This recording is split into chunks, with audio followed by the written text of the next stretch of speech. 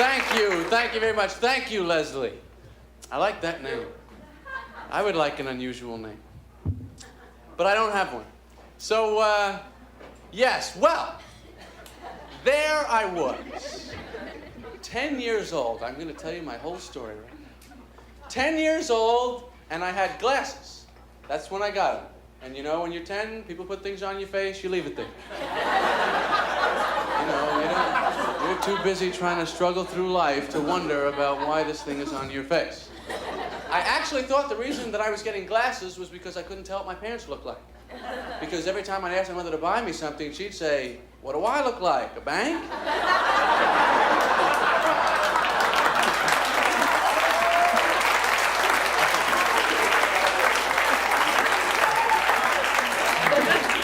But you know what? When you're 10, if you think about this, your parents are the bank anyway. I mean, that's the only place you can get money when you're 10. I mean, if I'm 10 years old, could I walk into Chase Manhattan? The teller's just going to say to me, "What do I look like, your mother?" Hit the road, Four Eyes. Glasses, braces. Yeah, I survived growing up. It's not an easy thing to do, and I'm pretty proud of it. And I think that probably the next big moment of life that you have to, once you survive growing up, which we have all done, most of us, is to then the next step is to have your own kid. That's a big step. I don't know how people get to this point. Some people do. They get to that point in life. It's a major point, you know what I mean? I think you're at a certain level where everybody you know is pretty much caught on to you. You need to create a brand new person, someone that doesn't know anything about you.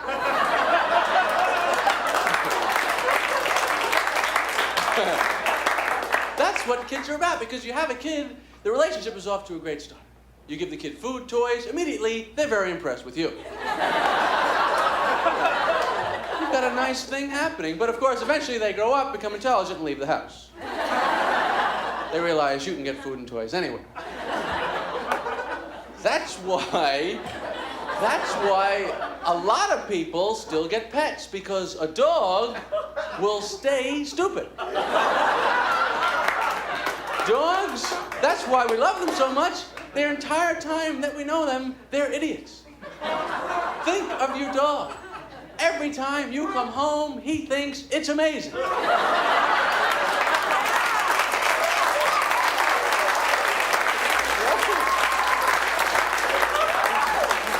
has no idea how you accomplish this every day. You know what I mean? You walk in the door, the joy of this experience, it overwhelms him. He looks at you, he's back, it's that guy.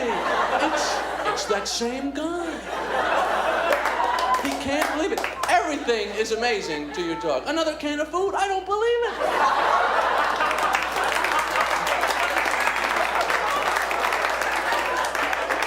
I thought yesterday would be the last can for sure. You're wonderful. Dogs want to be people. That's what their lives are about. They don't like being dogs. They're with people all the time. They would like to be people. They want to graduate. My dog did.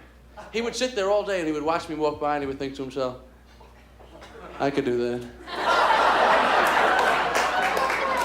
He's not that good." That's why the greatest, most exciting moment in the life of a dog is the front seat of the car. You and him in the front seat, he sits up there, he goes, "This is more like it. You and me together, this is the way it should be." You know, and he tries to, you know what cracks me up is that he looks out the front. That makes me laugh, because he's a dog. What is he looking at? You know, what are you going to make, a right or a left? I don't even know where I am.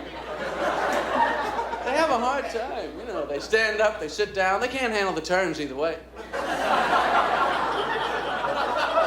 No matter which way you turn, he's not ready. Hey, hey.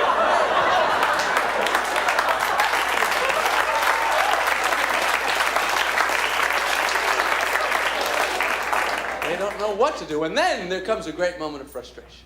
You stop in some place, get something to eat. This kills him. You know, you ever stop, you get a hamburger, you sit down in the car and you eat the hamburger? This blows his mind. Instant food whenever you want it. Do you know what this means to him? You ever see the look on his face? He looks over at you. How did you get that? Are they giving everybody in there now? You think I could get one? They can't get one. They can't get anything. Dogs have no money. Isn't that amazing? They're broke their entire life.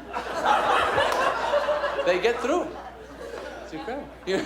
You know why dogs have no money? No pockets. That's the whole difference.